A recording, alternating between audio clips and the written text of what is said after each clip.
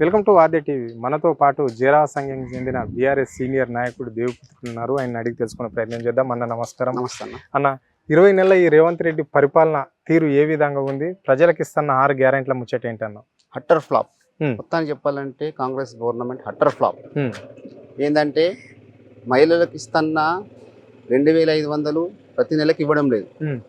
చదువుకునే పిల్లలకు స్కూటీలు ఇస్తామన్నాడు, స్కూటీలు ఇవ్వడం లేదు. అదేవిధంగా తులం పెళ్ళైన ఆడపిల్లలకు తులం బంగారం ఇస్తామన్నాడు, అట్టర్ ఫ్లాప్. రైతులకు రైతు భరోసా 6,000 నుంచి 7,500 చేస్తామని చెప్పారు. మళ్ళీ అదే 6,000 ఇస్తుంది, అది కూడా అట్టర్ ఫ్లాప్. టోటల్ గా గవర్నమెంట్ అట్టర్ ఫ్లాప్ అయిపోయింది. ఈ లోకల్ బాడీ ఎలక్షన్ లో కాంగ్రెస్ గవర్నమెంట్ బొందబెట్టడం ఖాయం. సో ఇప్పుడు లోకల్ బాడీ ఎలక్షన్లు ఇప్పటికిప్పుడు పెట్టే ఆలోచనలో ప్రభుత్వం ఉన్నట్లన్నా, లేకుంటే ఏమన్నా కాలయాపన చేసే పద్ధతి కూడా ఉందా? 100% ఎలక్షన్లు మాత్రం ఇప్పుడు జరిగాయి. నేను చెప్తున్నా 100% ఇప్పుడు ఎలక్షన్లు జరిగాయి. డిసెంబర్ లేదా జనవరిలో ఎలక్షన్ జరుగుతుంది. వాళ్ళకు ఎలక్షన్ పెట్టే దమ్ము లేదు. ఎందుకు దమ్ము లేదు? ఎందుకంటే ఫెయిల్యూర్ ఉంది. గవర్నమెంట్ విలేజ్ మొత్తం ఫెయిల్యూర్ ఉంది. అంటే ఇక్కడ రేవంత్ రెడ్డి కావచ్చు, లేకుంటే మంత్రులు కావచ్చు, కాంగ్రెస్ క్యాడర్ కూడా చెప్తున్నది, ఇక్కడ ఇందిరమ్మ ఇండ్లు ఇస్తున్నాము, కొత్త రేషన్ కార్డులు ఇచ్చాము, సన్న బియ్యం ఇచ్చాము, సో మళ్ళా సబ్సిడీ గ్యాస్ ఇచ్చాము, ఉచిత కరెంట్ ఇచ్చాము, మళ్ళీ మహిళలకు ఉచిత బస్ సౌకర్యం ఇచ్చాము, రకరకాల పథకాలు ఇస్తున్నాము. ఇక్కడ ఎప్పటికప్పుడే ప్రజల వద్ద పాలన అన్నట్ల ప్రజల దగ్గర ఉండి పరిపాలన చేస్తున్నాము. ఇది ప్రజాప్రభుత్వం. ఇందిరమ్మ రాజ్యంలో ప్రజలు స్థానిక సంస్థల ఎన్నికలు పెడితే ప్రజలు మా వైపే ఉన్నారు అని చెప్పేసి ముఖ్యమంత్రి ధీమా వ్యక్తం చేస్తున్నాడు. రేషన్ కార్డులు బీఆర్ఎస్ గవర్నమెంట్ ఇచ్చారు. రైట్, బీఆర్ఎస్ గవర్నమెంట్ ఇచ్చారు. కాంగ్రెస్ గవర్నమెంట్ ఎవరు ఇచ్చారు? కార్యకర్తలకు ఇచ్చారు. ఎవరికి ఇవ్వలేదు. ఇందిరమ్మ హౌసింగ్ ఎవరికి ఇచ్చారు? వాళ్ళ కార్యకర్తలకు ఇస్తారు. బీఆర్ఎస్ గవర్నమెంట్ అట్లా కాదు, అందరికీ ఇచ్చింది, అందరికీ సమన్యాయం చేసింది. అని కాంగ్రెస్ గవర్నమెంట్ మాత్రం వాళ్ళ కార్యకర్తలకు ఇచ్చుంటుంది. కాబట్టి ఇక్కడ ఏమైతుంది? కార్యకర్తలకు ఎంత మందికి ఇస్తారు? 100 మంది ఉంటే 4గురికి ఇస్తారు. కాంగ్రెస్ లో కూడా వ్యతిరేకత ఉంది. 100 మంది ఇచ్చినప్పుడు 4గురికి ఇచ్చినప్పుడు 96 మంది వ్యతిరేకతనే కదా. అక్కడ వాళ్ళు కూడా అక్కడ ఫెయిల్యూర్ అవుతుంది. ఇక్కడ టీఆర్ఎస్ తోటి బ్లేమ్ ఉంది గవర్నమెంట్, అక్కడ కాంగ్రెస్ కార్యకర్తలతో బ్లేమ్ ఉంది. అందువలన కాంగ్రెస్ అటర్ ఫ్లాప్ అయిపోతుంది. ఈ ఎలక్షన్ లో మాత్రం వాళ్ళకు చీ కొడతారు, ఓట్లు మాత్రం పడాయి.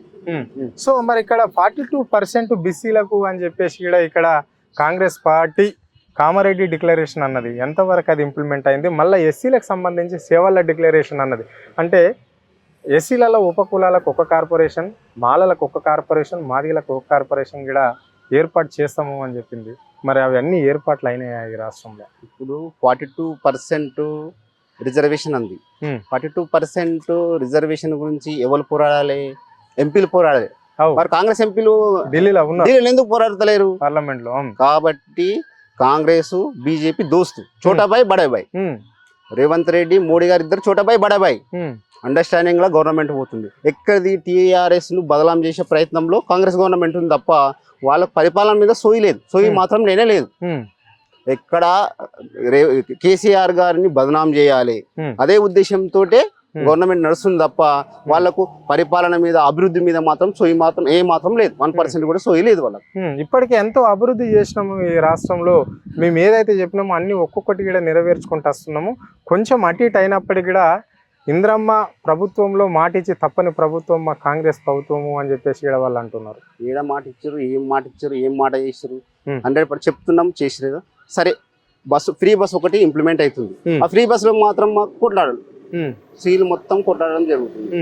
అది ఫ్రీ ఒకటి. మళ్ళీ ఫ్రీ కరెంట్ అన్నారు, ఉచిత కరెంట్ కూడా చాలా మందికి జరగలేదు. అన్ని అటర్ ఫ్లాప్. కొన్ని చేస్తారు, కొన్ని చేయడం లేదు, కొన్ని చేస్తారు, కొన్ని చేయడం. కాబట్టి గ్రామాలలో కాంగ్రెస్ గవర్నమెంట్ పక్కా బొంద పెడతారు. బొంద పెట్టడం ఖాయము. వాళ్ళకి ఇంటికి తోలించడం మాత్రం ఖాయం. మరి ఇక్కడ బీజేపీ పరిస్థితి ఏంటి? మరి రాష్ట్రంలో చాలా మంది కూడా ఇప్పుడు వచ్చేది బీజేపీ ప్రభుత్వమే అని చెప్పేసి అక్కడ బీజేపీ రాష్ట్ర అధ్యక్షుడు ధీమా వ్యక్తం చేస్తున్నాడు రామచంద్రరావు. స్థానిక సంస్థలలో మేమేస్తాం, ఇక్కడ మళ్ళీ అసెంబ్లీ ఎన్నికలు ఇప్పటికిప్పుడు పెడితే ఇక్కడ 100 సీట్లు గెలుస్తామని చెప్పేసి ఇక్కడ ఆయన కూడా అంటున్నాడు. బీజేపీ మాత్రం మతతత్వ పార్టీ, మతతత్వ పార్టీ. కాబట్టి బీజేపీ తెలంగాణ రాష్ట్రంలో ఎప్పుడు అధికారంలో రాదు. అది అధికారం మొత్తానికి కూలిపోయింది. ఇప్పుడు మాత్రం అధికారంలో రాదు. మతతత్వ పార్టీ అది. ఆర్ఎస్ఎస్ బీజేపీ ఒకటి. కాబట్టి బీజేపీ మాత్రం ఎంత మాత్రం తెలంగాణలో ఉండదు, రాదు. స్థానిక సమస్యలలో ఎలాంటి ఓపు ఉండదు. వాళ్ళకు ఒక్క సీటు కూడా రాదు. ఏందన్నా మరి నిన్న మొన్నటి దాకా కాళేశ్వరం ప్రాజెక్ట్స్ 20 నెలల నుంచి రాష్ట్రంలో జరిగిన చర్చ ఈ రోజు కేంద్రానికి వెళ్ళిపోయింది. అంటే ఇక్కడ కమిషన్ కూడా వేయడం జరిగింది ఆ కాళేశ్వరం ప్రాజెక్ట్ మీద.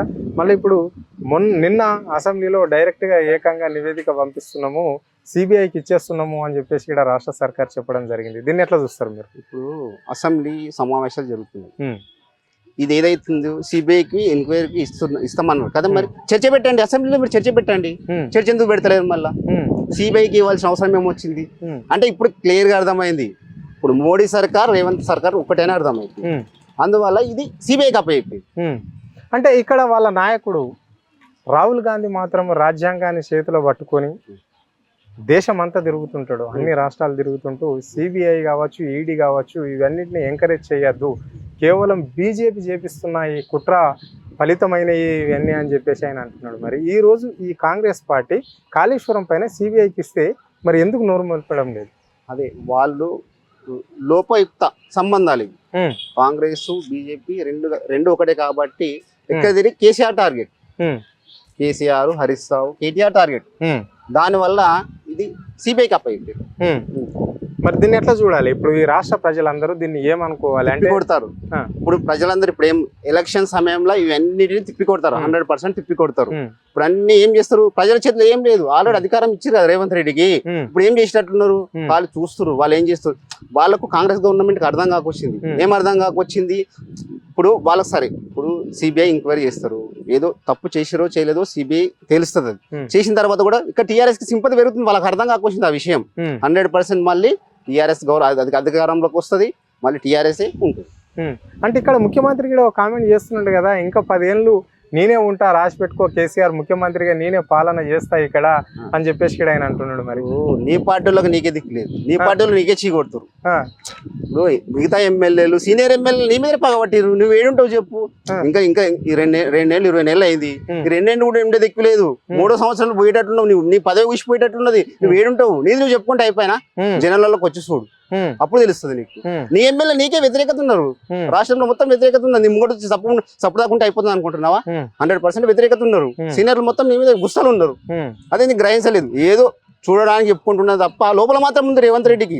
ఇది వాస్తవమే నాన్న. మరి కాళేశ్వరం ప్రాజెక్టు వల్ల ఎలాంటి ఉపయోగం లేదు ఈ రాష్ట్రంలో ప్రజలకు, రైతులకు కూడా ఎలాంటి ఉపయోగపడలేదు. కాళేశ్వరం వల్ల ఏ రైతు కూడా 1 ఎకరానికి పొలానికి నీళ్లు పారించుకోలేదు అని చెప్పేసి కూడా కాంగ్రెస్ వాళ్ళు పలుమార్లు కామెంట్ చేయడం జరిగింది.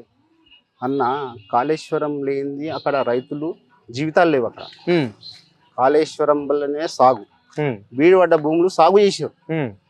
అక్కడ పోతే తెలుస్తుంది. వీళ్ళు అక్కడ పోయి లోకల్ పోయి అనాలి, వీళ్ళకి ఎంబడి కొడతారు వాళ్ళు రైతులు, 100% కొడతారు. సాగులు ఎందుకు లేదు? 100% సాగు చేసారు. దాని మీద ఆధారపడ్డారు మొత్తము రైతులందరూ.